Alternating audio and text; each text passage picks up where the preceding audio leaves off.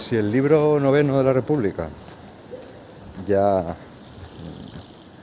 Si en el libro noveno de la República Sócrates ya ha dado respuesta a Glaucón y a Dimanto, y no solo ha mostrado una definición alternativa a la justicia, alternativa de justicia, a la que planteaba Trasímaco, sino que ha hecho ver incluso que la justicia, tal como la entiende Sócrates, es realmente la felicidad del alma y por extensión la felicidad del Estado, y que frente a ella esa injusticia que pregona Trasímaco, la injusticia del tirano, que aparentemente debería reportarle al hombre liberado todo tipo de felicidades asociadas al goce de esa ilimitada libertad, pues en el fondo no es sino la más profunda infelicidad del individuo, sobre todo del individuo, y por extensión de un Estado que se conduce tiránicamente, o de un Estado que ha caído en manos de un tirano. Bueno, si ese es, digamos, el resultado, el balance del libro noveno, y con él de los 9 primeros libros de la República, se podría preguntar con mucho derecho qué narices pinta el libro décimo. Y de hecho, el libro décimo, se ha dicho del libro décimo, algunos autores han dicho, algunos historiadores de la filosofía, que es algo así como una especie de pegote, y que su composición es de distinta época a la del resto de libros de la República, en particular a la de los libros segundo a noveno. Y es verdad que los temas que se tratan en el libro décimo pueden parecer algo así forzados, algo forzados, quiero decir, como desconectados de alguna manera del resto del diálogo. Pero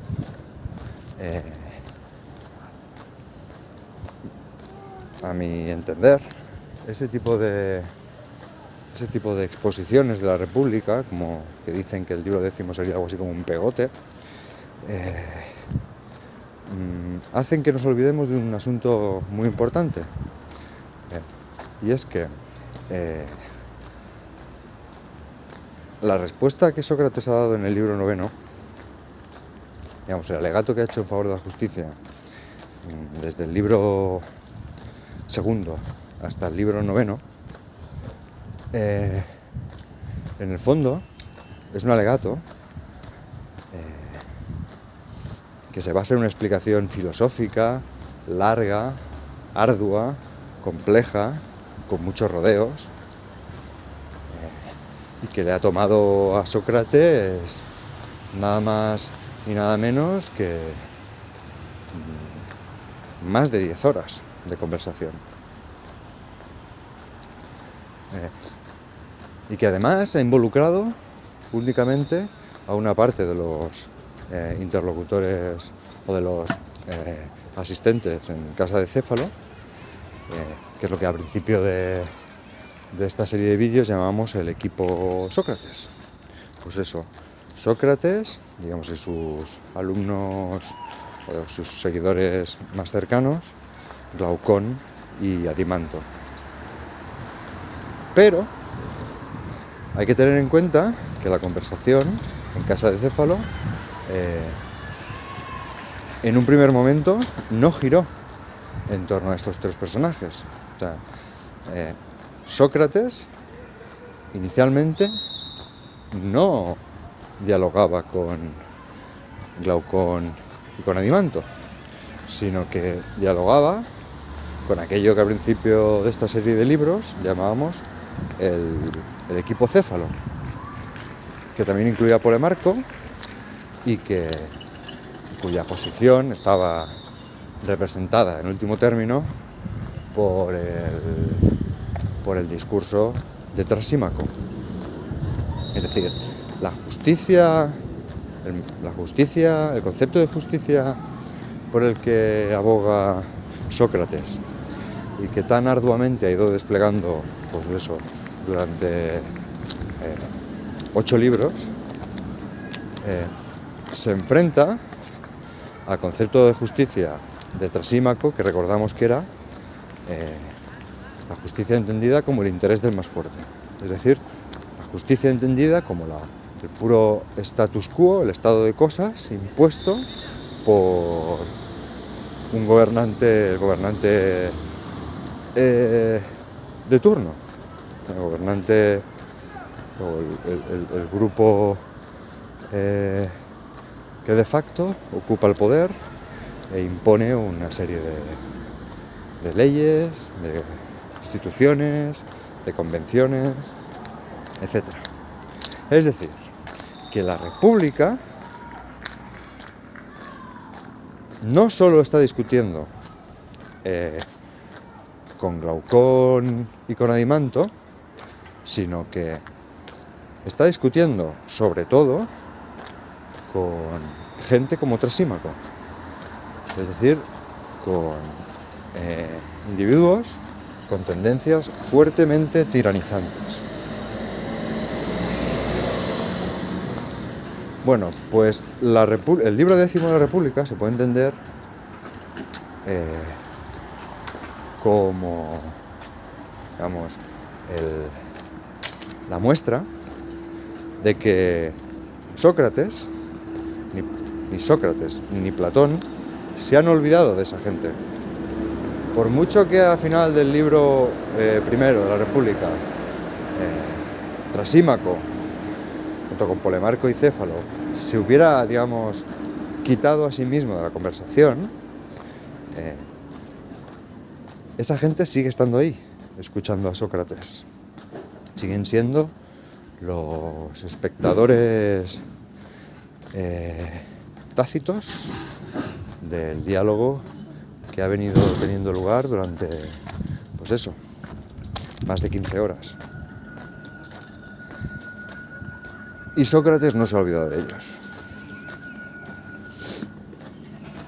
Decíamos también en el vídeo que dedicamos al primer libro que ni Céfalo, ni Polemarco, ni Trasímaco, digamos, los prototipos de almas tiranizantes, y ahora ya entendemos por qué, difícilmente son capaces de mantener una conversación de la extensión y del nivel de complejidad y de riqueza que ha puesto en práctica Sócrates durante esta larga velada en casa de Céfalo. O porque no pueden, o porque simplemente no quieren. Entonces, la República, una vez se ha sentado filosóficamente que la justicia es más provechosa que la injusticia, va a cambiar el tono en su último libro, va a cambiar la manera de exponer esa misma cuestión, esa misma superioridad de la justicia, porque se tiene que dirigir ahora no solo, a gente predispuesta e interesada por la filosofía, como han demostrado serlo Glaucón y Adimanto, sino también, y no sé si decir casi sobre todo, no voy a decir sobre todo, pero también a gente con otro tipo de carácter y con menor predisposición a la discusión filosófica. Por tanto, el libro 10º de la República puede verse como un último, quizá un tanto desesperado argumento de Sócrates, por tanto de Platón, para intentar convencer a aquellos que quizá no puedan o no quieran tomarse el tiempo y el esfuerzo de seguir un argumento como el que Sócrates ha ido poniendo laboriosamente en juego, bueno, para convencer a gentes de este talante de que el concepto de justicia que ha presentado Sócrates es, como decíamos, más verdadero, por tanto más bello y más bueno que aquel que pregona Trasímaco.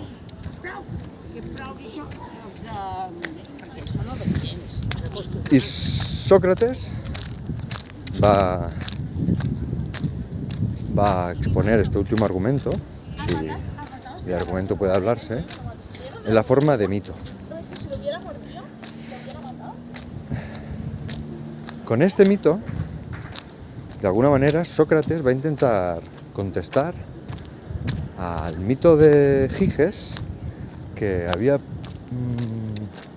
planteado Glaucón en el libro 2º de la República, haciéndose allí, como recordamos, portavoz de algo así como la opinión de la mayoría, en favor de las tesis sostenidas por Trasímaco. El mito de Giges venía a decir algo así, vamos, lo que venía a expresar el mito de Giges es que cualquier persona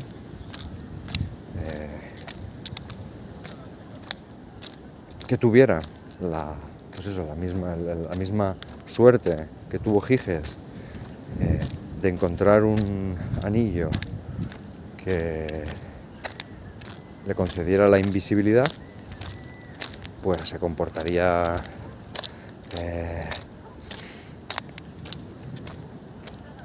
de manera tiránica con el resto de personas, y que como nadie podría verle, por tanto nadie podría juzgar sus acciones, pues estaría dispuesto a hacer cualquier cosa con tal de satisfacer sus deseos. En el caso de Giges lo que hacía era matar al rey, seducir a la reina y ponerse él mismo como el nuevo rey del reino. Bien, pues frente a lo que expresa el mito de Giges, que es que la justicia es un valor, digamos, es un compromiso frente a la sociedad, es decir, que uno es justo cuando la sociedad le obliga a serlo, y que las ventajas y desventajas de la justicia y de la injusticia deben medirse por los beneficios o por las desventajas que obtiene socialmente el que se comporta de manera justa o injusta. Bueno, frente a ese sentido común respecto a qué quiere decir la justicia, Sócrates ha ido haciendo ver cómo la justicia más bien tiene que ver con el gobierno individual del alma, es decir, con el cuidado del alma. Del alma, en primer lugar, de cada uno, de cada cual. Y que la justicia, a fin de cuentas, puede entenderse como sinónima de la felicidad. Es decir, el concepto de justicia que defiende Sócrates viene a decir algo así como que comportarse justamente significa comportarse respecto a lo que cada uno es por naturaleza. Y por tanto, comportarse justamente equivale a no luchar contra cómo es uno mismo y por tanto a ser feliz.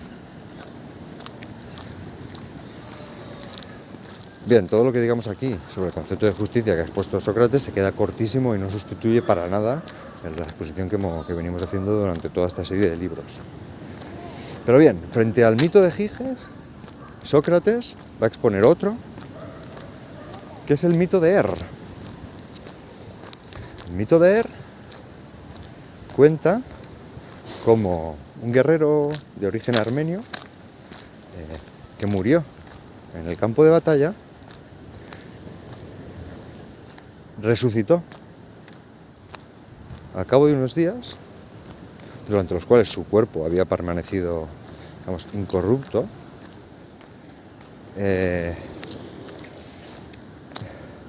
y al despertar relató qué había visto más allá de la muerte. Y lo que relata Er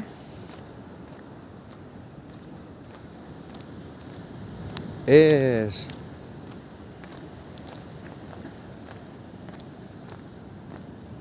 un juicio en el más allá. Dejaré por aquí arriba una explicación más completa del mito de Er, pero el mito de Er, digamos, en la visión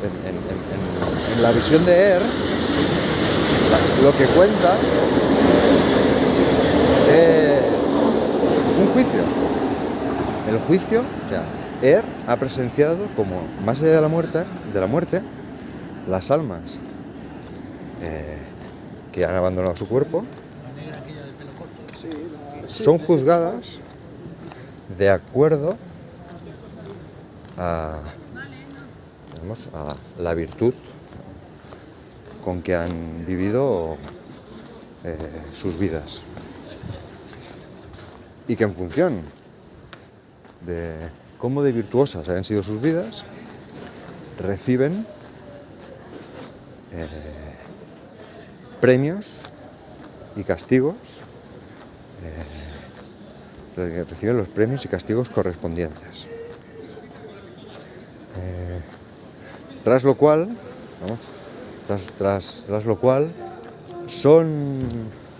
se les permite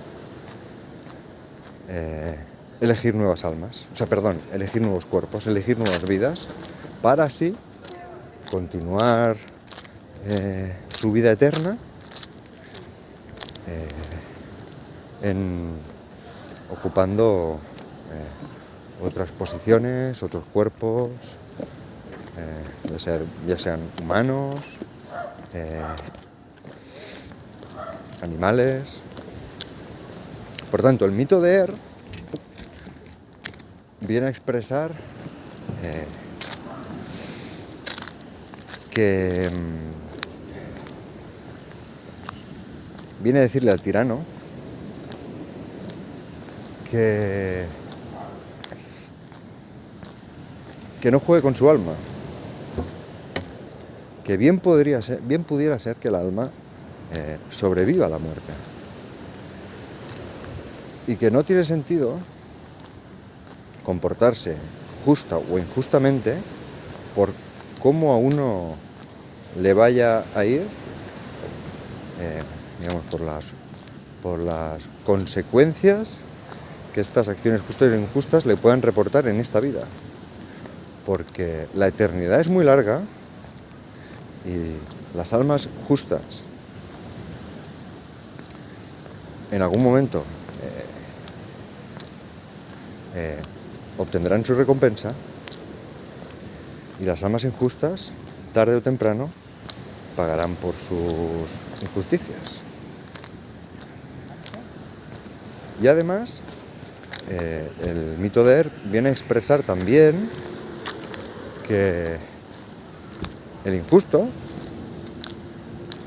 en el fondo, lo que hace es echarse piedras sobre su propio tejado, porque comportarse injustamente quiere decir descuidar el alma, y una alma descuidada un alma pobre, un alma que ha dejado de lado el cuidado de su parte racional, cuando vuelva a tener delante de sí la elección de qué vida quiere llevar, muy probablemente volverá a elegir una vida injusta, por tanto, una vida infeliz.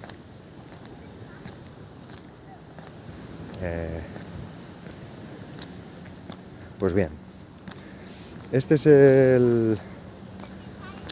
último alegato de Platón, por boca de Sócrates, a favor de una justicia entendida como el gobierno interior del alma y por extensión por el gobierno justo del Estado. Y con eso, con este mito se cierra la República. El mito en el libro 10 ocupa la segunda mitad del libro. La primera mitad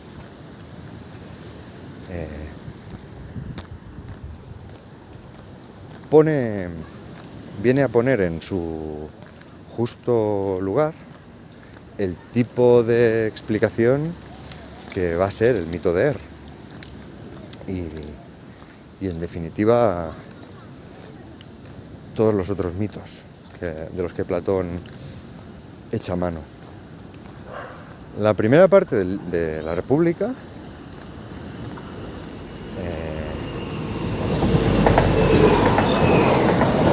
la primera parte del libro 10,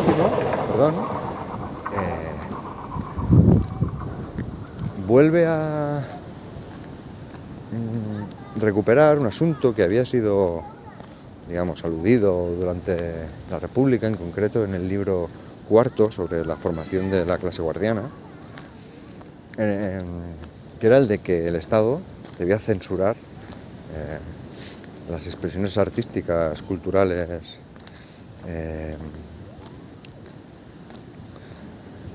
que tuvieran lugar bajo su territorio. Dicho de manera más célebre, lo que Sócrates vuelve a repetir en el libro 10 es que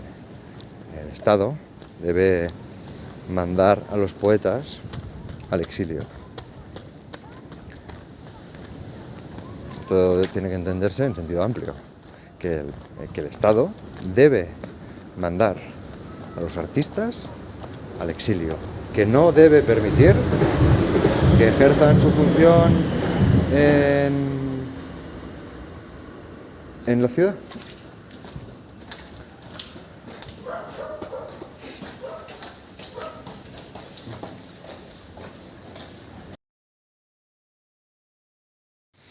¿Y por qué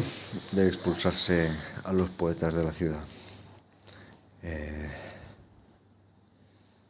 Pues bien, dirá Sócrates que porque los poetas no se encargan, no tratan de cosas reales. Si recordáis el símil de la línea, ¿no? Y la ontología platónica que allí se describe, las producciones de los artistas, en opinión de Sócrates, hay que situarlas en el grado más bajo de esa escala de realidades, tanto en el subsegmento más bajo del mundo sensible. Por lo tanto, los artistas no tratan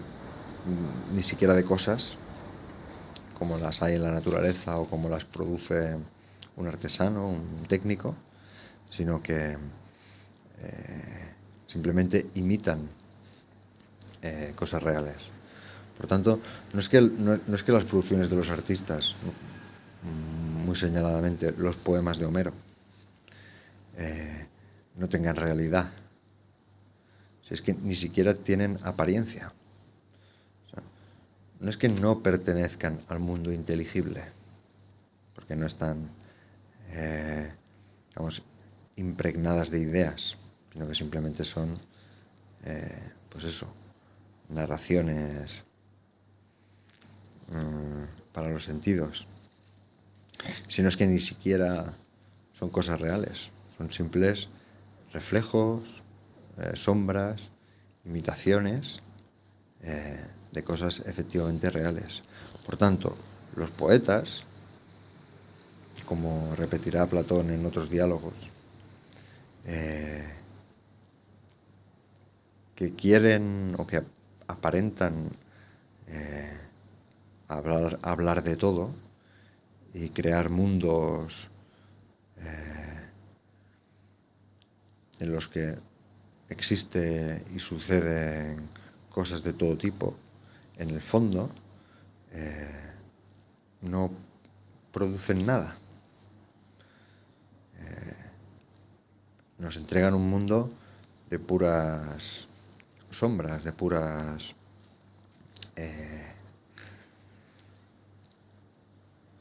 irrealidades. Y de lo que se trata en la República es de hacer cosas, y muy señaladamente hacer una cosa tan importante como es un Estado justo. Y como de lo que se trata es de hacer y no de imitar, los poetas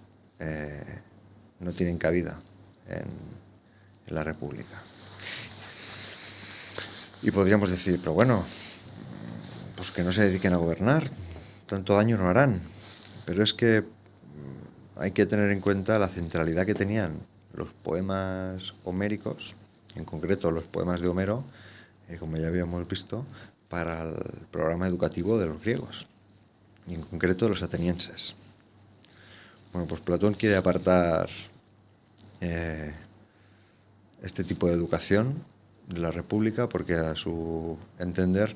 no aporta razón, por tanto no contribuye a la construcción de un Estado justo. Los poetas, dirá Sócrates, simplemente hacen que la gente se apasione. Por tanto, alimentan no a aquel hombre divino que hay en el interior de cada hombre, sino a ese otro monstruo de 1000 cabezas que es más propio de tiranos y no de ciudadanos de un Estado justo. Y estas son principalmente las razones que dará Sócrates para proscribir a los poetas de la República. Y justo a continuación se presenta el mito de Er. Por lo tanto, la República, como la obra de Platón en general, nos entrega esta contradicción. ¿Qué valor tienen los mitos en la obra de Platón cuando se han proscrito los mitos, se han proscrito los cuentos, las obras de los poetas? ¿Qué valor tiene el mito de Er? En cualquier caso, lo que sí queda claro es que el mito de Er no es propiamente la última palabra de la República, aunque aparezca en sus últimas páginas, y que la verdadera propuesta platónica hay que buscarla, como ya hemos ido haciendo, a lo largo de las casi 20 horas de conversación que dramatiza la República y que ha ido articulando una idea de Estado que, como dice Sócrates en un lugar muy señalado de la obra, aunque no pueda existir nunca en la realidad, vale por sí misma.